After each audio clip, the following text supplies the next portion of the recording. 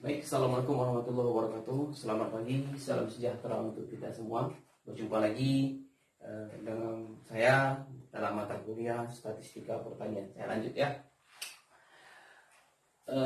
Teori kita atau materi kita pada boleh pagi, boleh siang, boleh malam ini. Nanti terserah kalian mau nengok videonya kapan.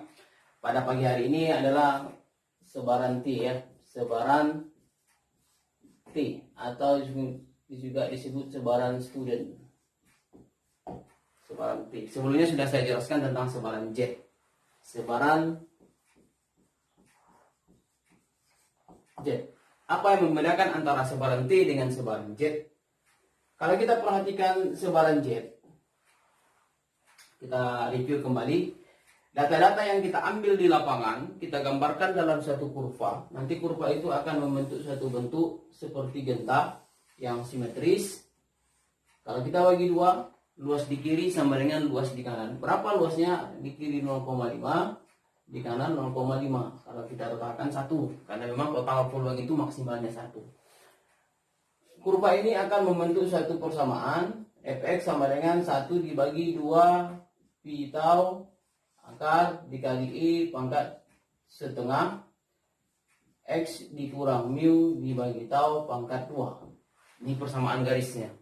Kalau seandainya hari itu ditanya ada daerah 0 sampai dengan 2,5 misalnya, berapa luas daerahnya?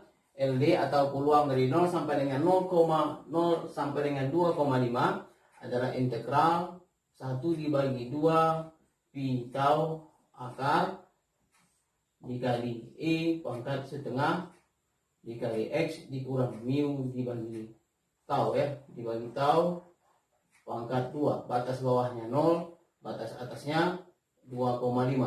Tapi untuk menghindari kalkulus seperti ini, maka disusunlah satu tabel, namanya tabel Z. Ada dua model, sudah saya jelaskan dua model itu. Nanti kalian pelajari kembali. Ada model yang diarsir dari pinggir,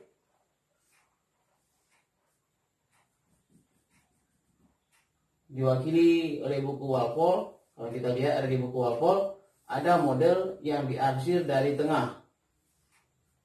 Bisa kita lihat model tabel ini di buku Sujana. Kemudian, bagaimana dengan tabel atau sebaran T? Sebaran T atau sebaran student, kalau kita gambarkan data-data yang kita kumpulkan di lapangan, juga akan membentuk suatu kurva yang simetris, yang setangkup, luas di kiri sama dengan luas di kanan juga sama-sama 0,5, 0,5. Akan tetapi beda nanti persamaan garisnya. Persamaan garisnya nanti, perbedaannya nanti di mana? Persamaan garisnya nanti perbedaannya di sini T nanti 1 dibagi K dibagi 1 ditambah T pangkat 2 dibagi N kurang 1.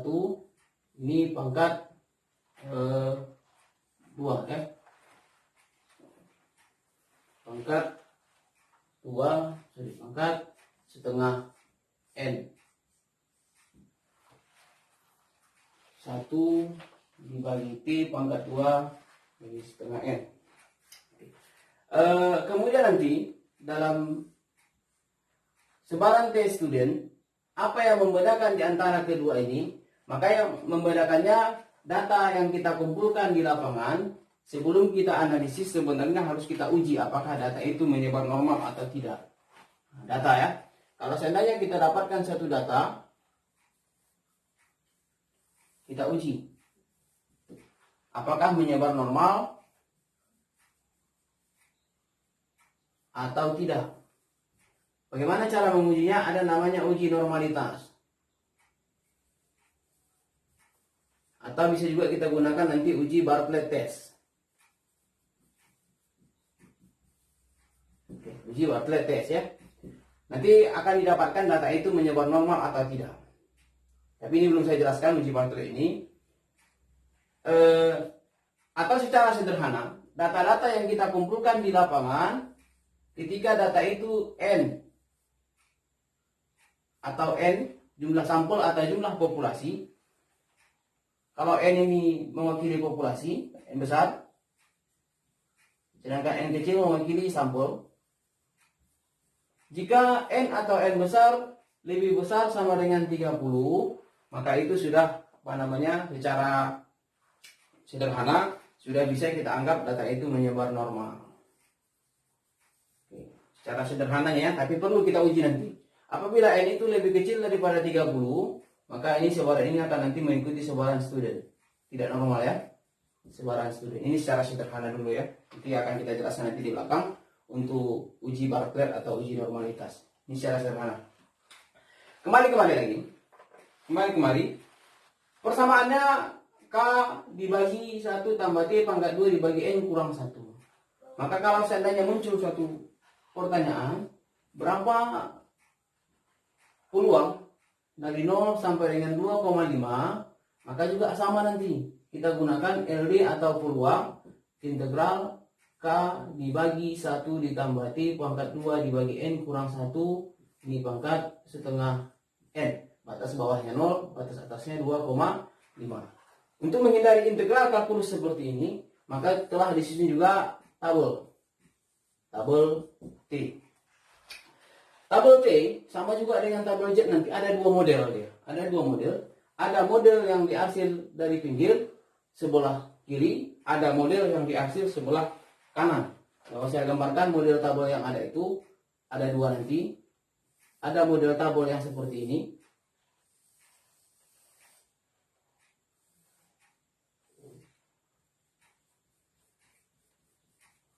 Ada model tabel yang seperti ini.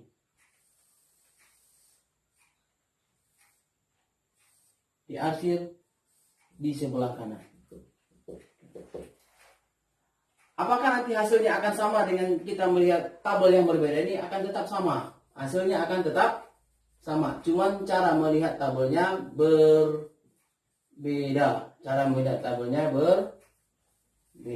Karena nanti di dalam tabel itu nanti kalau kita perhatikan di buku yang saya tulis ada saya sajikan di lampiran 5 dan lampiran 6 kalau saya tidak silap ya. Ada di lampiran 5 dan lampiran 6. Lampiran 5 mewakili gambar yang seperti ini, lampiran 5 ini di lampiran 6. Nanti juga angka-angka di atas tabel itu sedikit berbeda. Nanti di sini 0,90, 0,95, 0,975, 0,99 dan seterusnya. Nanti yang di bawah tabel ini di bagian atasnya angkanya itu model kedua 0,1, ini 0,90 ke 1 kan jaraknya 0,1, ini 0,05, ini 0,025, kalau tambah 1 ini kemari kan 1 ini juga tambah 1 kemari 1, ini juga tambah ini kemari nanti 1, ini nanti 0,99, 0,01 dan seterusnya nanti di sini dan seterusnya. Cara melihat tabelnya nanti akan berbeda, tapi hasilnya juga akan tetap sama. Oke, baik. Sebelum saya lanjut lagi bagaimana cara melihat tabel, di sebarang stay student ada satu nilai di sini yang penting.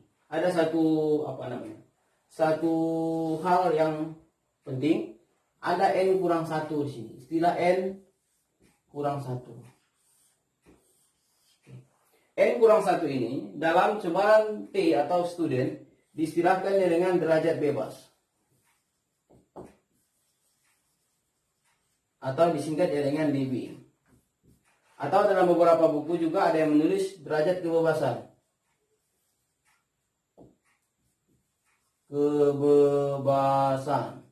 Atau DK. Atau degree of freedom. Ada juga menyingkatnya dengan DF. Nanti kalau ada istilah nanti DB, DK dan DF itu menunjuk pada hal yang sama. Apa itu N kurang 1 atau derajat bebas? Sekarang, kenapa derajat bebas persamaannya harus N dikurang 1? Kenapa harus dikurang 1? Atau kenapa tidak dikurang 2? Atau kenapa tidak dikurang 3? Derajat bebas persamaannya selalu N dikurang 1. Kenapa? Karena 1 itu adalah keterpaksaan. Karena 1 itu keterpaksaan. Ya, saya jelaskan apa ini keterpaksaan ini. Kalau seandainya ada seorang laki-laki misalnya, seorang laki-laki di rumah misalnya. Di rumah dia tidak pakai apa-apa ya. Artinya telanjang lah ya. Ada suatu hal yang memaksa dia untuk keluar rumah ya, nggak misalnya ada bencana dan sebagainya, tapi di rumah itu tidak ada baju kecuali baju perempuan satu. Artinya apa yang harus dia lakukan ya? Maka dia harus memakai baju perempuan yang satu itu. Apa yang terjadi pada saat itu? Dia terpaksa memakai baju itu ya. Satu itu keterpaksaan. Coba kalau seandainya ada satu baju perempuan, ada satu baju laki-laki ya, maka dia nanti akan memilih baju laki-laki itu. Kalau ada dua ya, kalau dua dia punya bebas memilih satu baju laki-laki itu. Tapi kalau hanya cuma satu baju perempuan, maka dia terpaksa memilih baju perempuan yang satu itu. Kenapa? Karena satu itu keterpaksaan. Oke, itu ilustrasi pertama. Ada ilustrasi kedua misalnya. Kalau misalnya seorang laki-laki ditempatkan dalam satu pulau misalnya yang terpencil dengan, anggaplah misalnya dengan 4 orang perempuan. Kalau seandainya ditanya, si laki-laki ini bebas memilih berapa dari 4 perempuan ini. Oke. Maka secara teoritisnya dia harus bebas memilih 3 dari 4 ini. Kenapa ya? Kalau seandainya dia tinggal dengan 3 orang perempuan, maka dia harus memilih 2. Kalau dia seandainya ditempatkan dalam satu pulau dengan 2 orang perempuan, maka dia bebas memilih 1. Tapi kalau seandainya dia ditempatkan dalam satu pulau dengan 1 perempuan, 1 laki-laki, dia bebas memilih berapa? Tidak ada ya.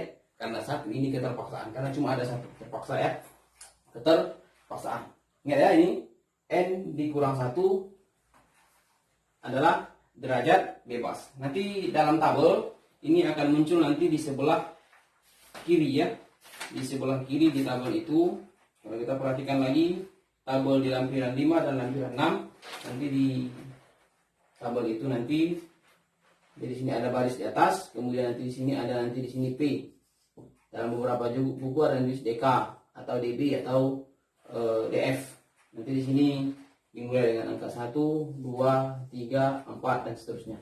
Angka-angka yang di sebelah kiri ini adalah DB, degree atau derajat bebas atau derajat kebebasan atau degree of freedom.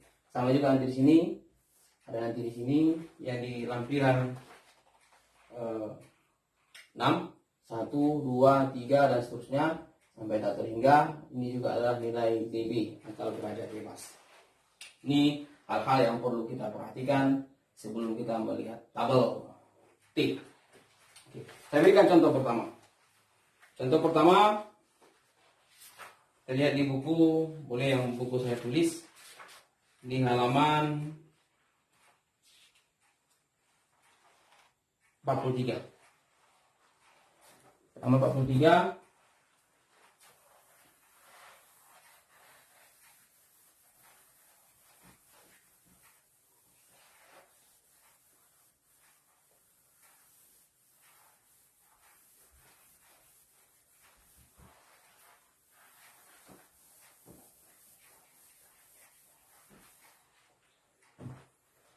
Mungkin untuk catatnya langsung saya hapus. Untuk mencatatnya bisa nanti kalian stop videonya.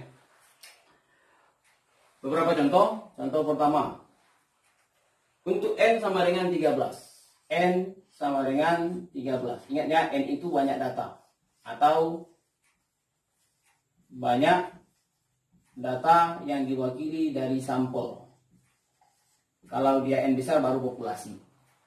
Untuk N sama dengan 13, berapa nilai T jika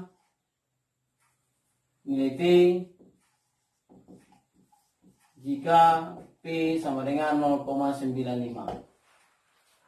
Jika P sama dengan 0,95.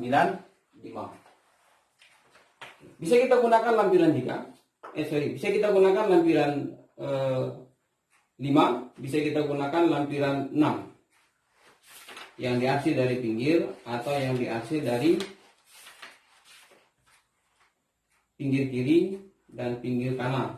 Jika kita gunakan lampiran 5 yang diarsir dari pinggir kiri, Oke, jika kita gunakan lampiran 5, lampiran 5, kita lihat gambarnya, akan diarsir dari pinggir kiri. Kalau kita perhatikan gambar itu, nanti di sini ada TP atau TP juga boleh. Maka yang kita lihat di gambar itu adalah baris 12, bukan baris 13. Kenapa baris 12? N-nya 13, maka N kurang 1, kan derajat bebasnya N kurang 1 sama dengan 12. Maka kita lihat baris 12. Kita lihat baris 12, kolom keberapa? Kolom. Kalau kita gunakan lampiran 5 yang TP, maka kita lihat kolom 0,95. Hasilnya 1,782. Kolom 0,95 hasilnya 1,782. Langsung ya, kita lihat TP. Tapi bagaimana kalau kita gunakan yang diarsir dari pinggir?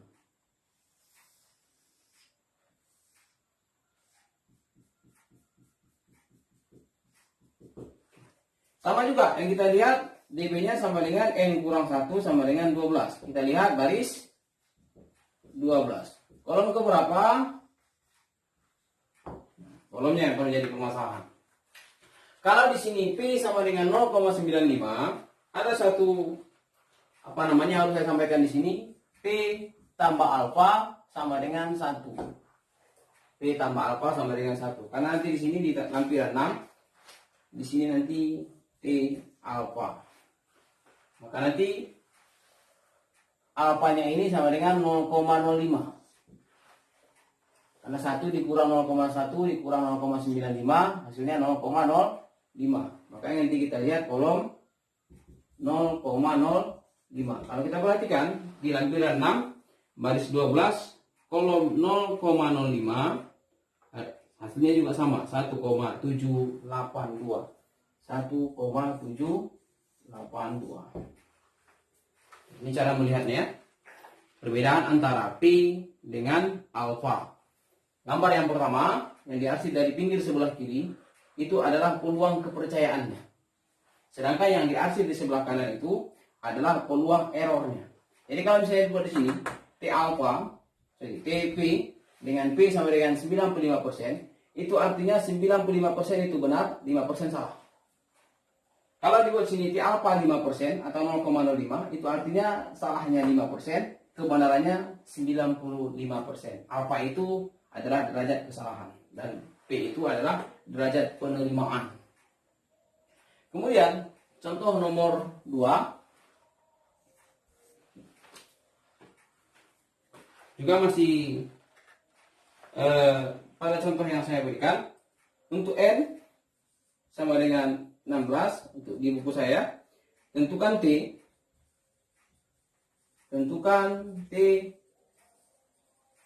supaya luas yang diarsir 0,95. Tentukan nilai T supaya luas yang diarsir 0,95. Kalau saya gambarkan, ini ada gambarnya, supaya luas yang diarsir 0,95. Ini gambarnya.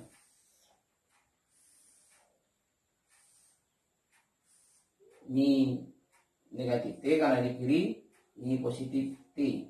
Supaya luas yang diarsir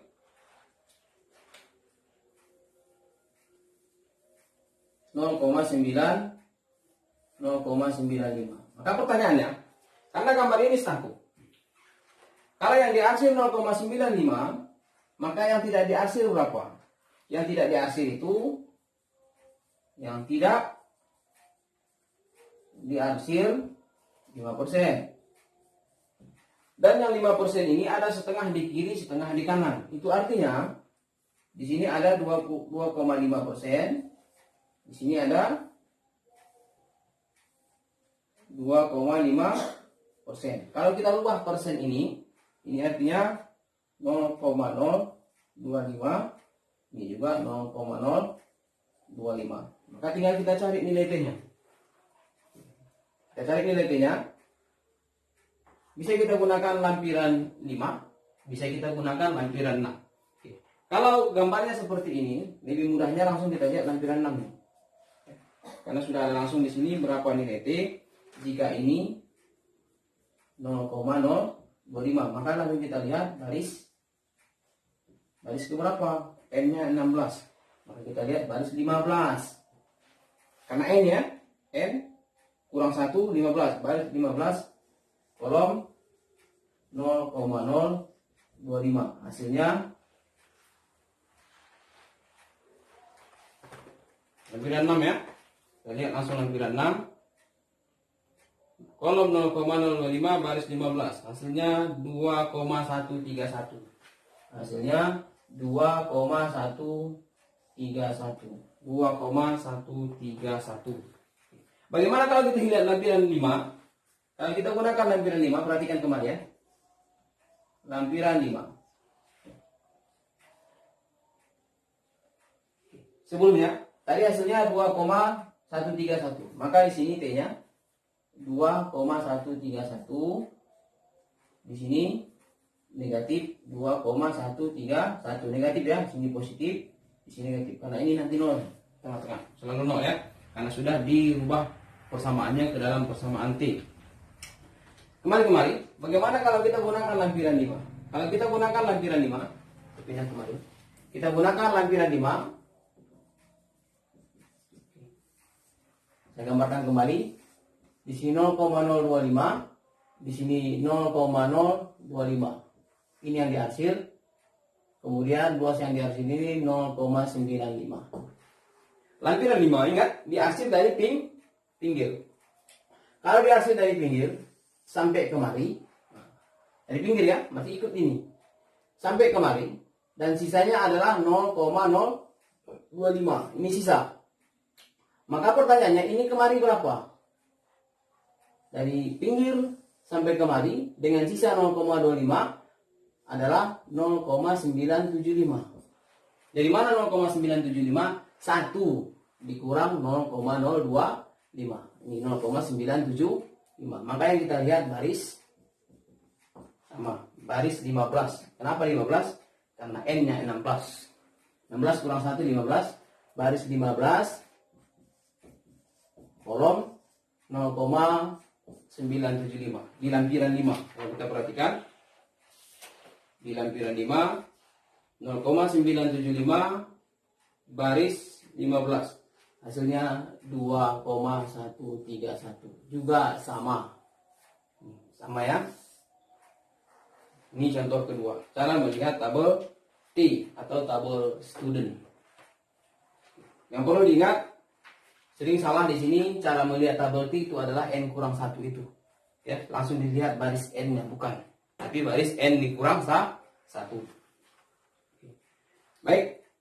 Untuk tabel T saya pikir tidak begitu banyak. Langsung kita ke tabel atau sebaran chi-square. Saya hapus.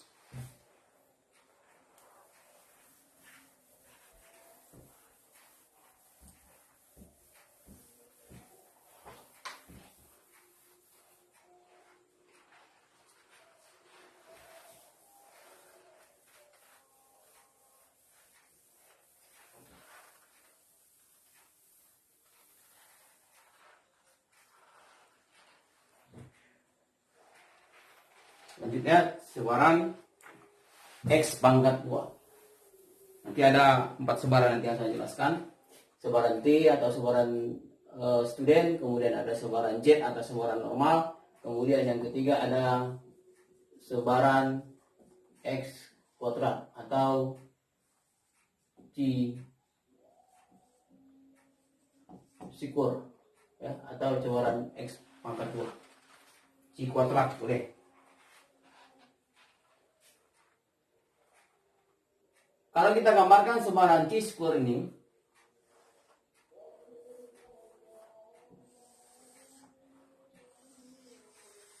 T tidak setangkup, agak condong ke kanan ya, agak condong ke kanan, sehingga nanti luas di kiri tidak sama dengan luas di kanan. Akan tetapi totalnya juga tetap satu, luas total tetap sama dengan satu. Ini juga nanti akan ada nanti persamaannya juga cukup panjang, ada nanti FK atau FU ya. Oke, nanti FU sama dengan K dikali U ya, ini K besar ya. K dikali U pangkat 1 pangkat setengah P dikurang 1 dikali E pangkat setengah negatif dikali U. Nanti kalau saya buat misalnya di sini, saya arsir dari 0 misalnya sampai dengan 17,5, nanti luas daerahnya atau peluangnya sama dengan integral dari K dikali U pangkat setengah P dikurang 1 dikali epsilon pangkat setengah dikali E. Batas bawahnya nanti 0, batas atasnya 17,5 misalnya. Maka untuk menghindari ini, oleh ahli statistika juga telah disusun tabel, namanya tabel X pangkat 2. Nanti juga ada dua model tabel. Ada di, kalau di buku saya siapkan itu di lampiran 7 dan lampiran 8. Ada di lampiran 7 dan di lampiran 8. Jadi lampiran 7 dan lampiran 8. Beda di antara dua tabel ini, gambarnya beda. Bedanya di mana? Nanti ada yang modelnya diarsir dari pinggir sebelah kiri, ada nanti model tabelnya yang diarsir di pinggir sebelah kanan. Kalau sudah paham di cara melihat tabel T, tabel Z, apa maksud yang diarsir itu, apa presentasinya, apa beda P dengan alfa. P itu derajat kepercayaannya, karena tidak mungkin penelitian itu 100% benar, pasti ada errornya. Maka alfa itu adalah error. Kalau sudah paham beda antara P dengan alfa, kepercayaan dengan error, maka untuk melihat tabel-tabel ke belakang itu, tabel Z, tabel T, tabel X kuadrat, itu sudah lebih gampang, pahamlah dia itu. Nanti di sini nanti X kuadrat alfa, karena ini error, maka nanti X kuadrat P. Saya berikan satu contoh bagaimana cara melihat tabel itu. Contoh pertama, untuk menghitung X pangkat 2 dengan P 0,95. X pangkat 2 dengan P 0,95. Maka kalau diketahui P-nya, maka lebih mudah nanti cara melihat tabelnya, cari tabel yang di bawahnya XP ya. Dan derajat kebebasan 14. Di sini sudah dibuat derajat kebebasan 14. Maka dapat tidak lampiran 7 dan lampiran 8. Jika kita gunakan lampiran 7, kita lihat langsung baris. Ini kita gunakan lampiran 7, kita lihat baris 14 karena sudah DK-nya 14. Kalau DK 14 itu artinya N-nya sama dengan 15. Kita lihat baris 14, kolom 0,95. Hasilnya berapa? 0,95 baris 14. Hasilnya 0,95 baris 14. Hasilnya 23,7. 23,7. Ini tadi dari soalnya P-nya 0,95. Bagaimana kalau yang diketahui yang ada tersedia tabel, bukan tabel yang seperti ini, gambar di atas tabel itu ya. Di setiap tabel itu ada gambarnya di atasnya, dan gambar yang di atas itu menentukan bagaimana cara melihat tabel. Yang tersedia misalnya tabel ini yang diarsir di sebelah kiri dan itu adalah X kuadrat alfa. Sedangkan pertanyaannya P 0,95. Maka bisa kita kerjakan. Kalau seandainya disediakan di lampiran 8, kita lihat baris 14 sama. Nah, DK-nya 14. Kolom ini anggap ini belum ada ya. Kolom berapa? P 0,95. Kita lihat kolom 0,05. Kalau kita gunakan lampiran 8, karena kalau P 0,95 itu artinya alfanya 0,05. Kalau P alfanya 0,05. Dari mana 0,05? 1 dikurang 0,95. Kita lihat kolom 0,05 di lampiran 8. 0,05 ini ada di lampiran 8 baris 14, hasilnya 23,685. 23,685. Kalau kita bulatkan ini sama dengan 23,7. Sama hasilnya. Cara melihat tabelnya beda, tapi hasilnya akan tetap sama. Kemudian contoh berikutnya.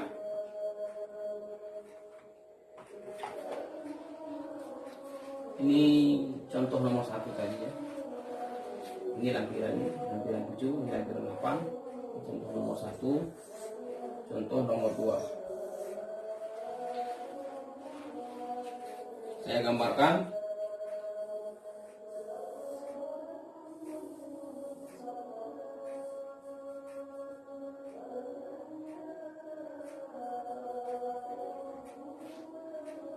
Ini bisa dilihat di halaman 45. Ini X kuadrat pertama, ini X kuadrat kedua. Ingat ya, gambar tabel X kuadrat tidak simetris. Kalau gambarkan seperti ini, itu artinya luas di kiri dengan di kanannya tidak sama, karena tidak simetris. Yang simetris itu hanya tabel T dan tabel Z.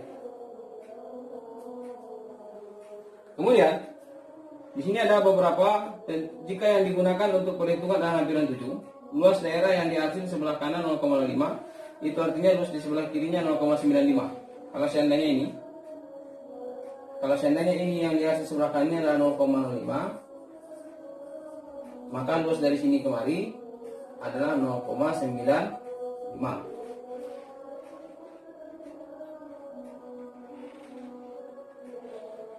Karena tadi pertanyaannya misalnya nomor 2 ini ya.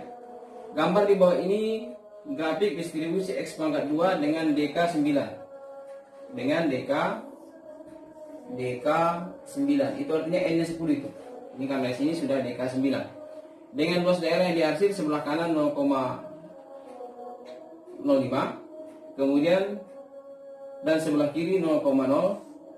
Dari sini 0,0 dihasil sebelah kanan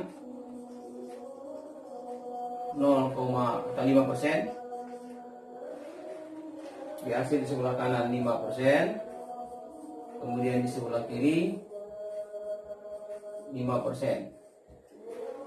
2,5%, maaf, 2,5%. Tentukan nilai X pangkat 2. Yang ditanya itu tentukan nilai X pangkat 21 dan X pangkat 2 yang kedua.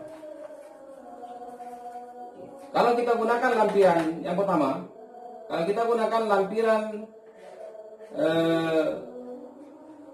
ini X pangkat 2T atau lampiran 7, kita gunakan lampiran 7. Lampiran 7, ingat lampiran 7 dihasil dari pinggir ya.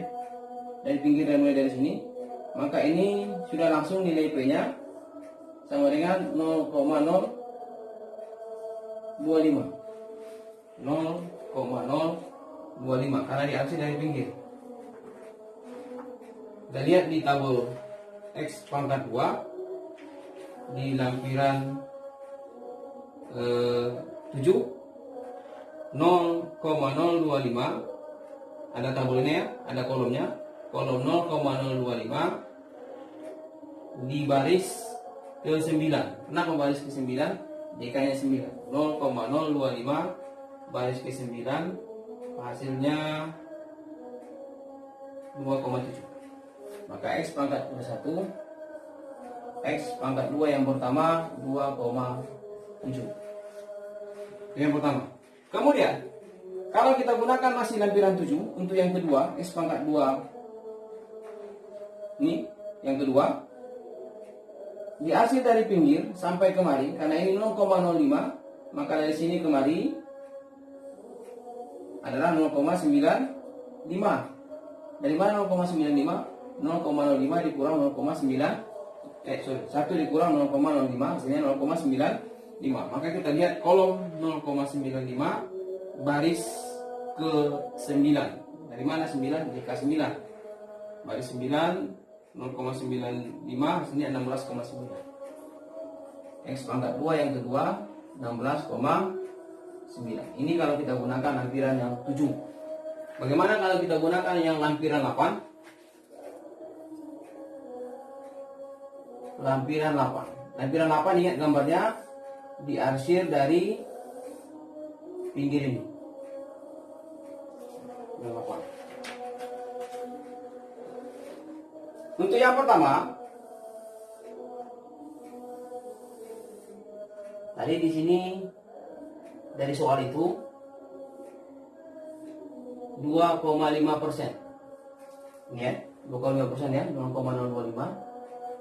2,5% X pangkat 21. Kalau kita gunakan yang lampiran 8 diarsir dari pinggir, maka dari pinggir kemari sampai kemari berapa? Kalau ini 0,025, maka di sini kalau 25%, 2,5 ini berarti 97,5%. Dari pinggir ini ya.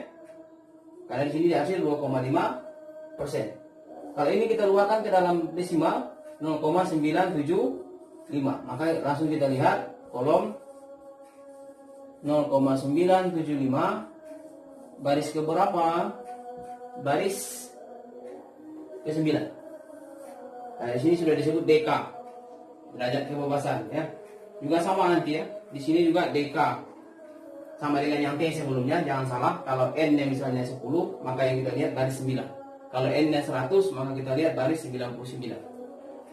Baris 9. Hasilnya 0,975. Ada di situ ya, kolom 0,975. Kolom 0,975 baris 9. Hasilnya 2,7. 2,7. Kalau kita perbandingkan, ini akan sama kembali. Nah, sama ya. Terserah mau kita gunakan lampiran 7 atau lampiran 8. Oke, itu yang pertama. Yang kedua, ini X pangkat 2 yang kedua. Kita tambahkan lagi.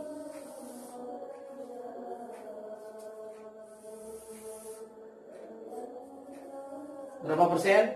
5%. 5% kita ubah dalam desimal 0,05. Karena sudah diarsir dari pinggir, maka langsung kita lihat kolom 0,05. Kenapa langsung kita lihat 0,05? Karena memang gambar di lampiran itu diarsir dari pinggir sebelah kanan. Ini sudah diarsir dari pinggir sebelah kanan. Kemarin. 0, baris kolom 0,05 baris 9. Hasilnya 0,05 baris 9. Artinya 16,919. 16,919. Kalau kita perbandingkan, ini kemari akan sama. Ini tabel X pangkat 2 atau sebaran X pangkat 2, sebaran yang ketiga. Sekarang yang terakhir, ada sebaran F nih, satu lagi ya.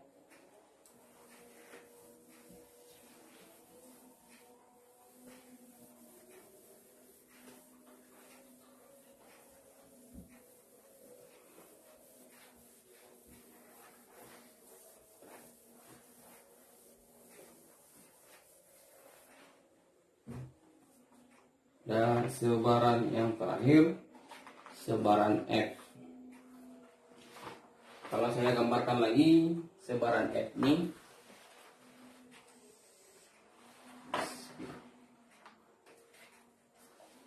pakai warna merah bukan karena marah ya, tapi karena videonya habis nih. Ini sebaran F. Persamaannya juga ada F besar sama dengan K dikali F pangkat setengah P1 dikurang 2 dibagi 1 ditambah P1 F dibagi dengan P2 ini P1 tambah P2. Ini persamaannya, persamaan garisnya. Kalau seandainya satu populasi, kita ambil, kita gambarkan dalam satu kurva. Kurvanya seperti ini dan mengikuti sebaran atau persamaan garis seperti ini, itu namanya sebaran F atau sebaran Fisher, ya. Diambil dari yang membuat sebaran ini Fisher. Juga nanti akan sama. Kalau ditanya berapa peluang dari, tidak saya tulis lagi ya, dari 0 misalnya ke 2,5, maka integral dari persamaan ini, batas bawahnya 0, batas atasnya 2,5. Tapi untuk menyelesaikan integral kalkulus seperti itu akan cukup sulit, maka disusunlah tabel dalam bentuk tabel F. Kalau tabel F cuma satu, tidak ada perbedaan di tabel F manapun, ya. Di tabel F manapun tidak ada perbedaan. Nah, tabelnya kalau di buku saya sajikan di lampiran 9, ya. Di lampiran 9. Jadi di tabel itu nanti ada modelnya seperti ini kira-kira.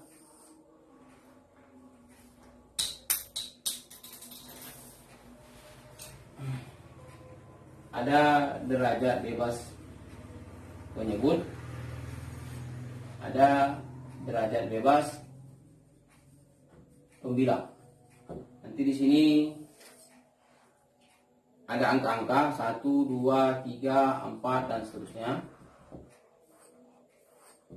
Juga sama 1, 2, 3, 4 dan seterusnya. Sedangkan di sini nanti ada tingkat kepercayaan, ya, tingkat kepercayaan yang biasanya disiapkan dalam buku-buku itu.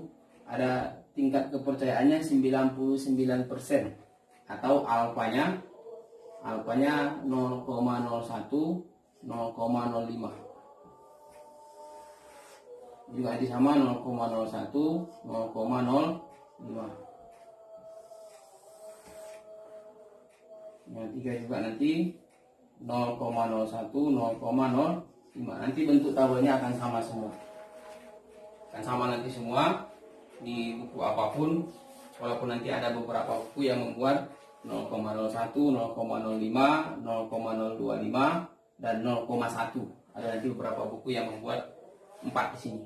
Tingkat kepercayaannya atau tingkat kesalahan errornya ada 4 nanti di sini. Ini saya unsurkan 2 saja. Dan ini tidak begitu jauh saya jelaskan karena nanti ada satu mata kuliah nanti di semester atas yang membahas tentang uji F ini. Nama mata kuliahnya perancang percobaan. Nanti di situ akan kita bahas ini karena nanti ini juga nanti sering disebut nanti DW error, derajat bebas error. Itu akan kita jelaskan di situ di uji F atau uji ANOVA, analisis of varian atau analisis ragam, sama nanti. Oke, saya pikir materi kita hari ini sampai di sini saja. Kelanjutan dari sebaran data sebelumnya, sebaran student hari ini ya, sebaran chi-square, kemudian sebaran Fisher. Sebelumnya ada sebaran normal atau Z. Ini harus kalian pelajari, betul-betul kalian pelajari bagaimana cara melihat tabel ini. Karena nanti ke belakang pendugaan parameter, kemudian analisis atau uji hipotesis, kemudian nanti ada uji kesesuaian, kemudian ada uji analisis ragam sedikit pengantar, kemudian ada nanti statistika non parametrik. Semuanya nanti akan berkaitan dengan cara melihat tabel. Benar cara melihat tabel nanti baru benar di hasil. Ada perbedaan antara mata kuliah statistika dengan matematika secara sederhananya ya. Kalau matematika kita belajar, kita buat misalnya ada persoalan, kita buat caranya benar, hasilnya salah, itu masih bisa ada dimaklumi. Tapi kalau ilmu statistika, ilmu biometri atau ilmu perancang percobaan harus benar semua analisisnya, caranya benar dan hasilnya harus benar. Itu baru bisa digunakan. Itu prinsipnya. Saya pikir itu saja yang bisa saya sampaikan pada pagi hari ini. Lebih kurangnya saya mohon maaf. Saya tutup. Assalamualaikum warahmatullahi wabarakatuh.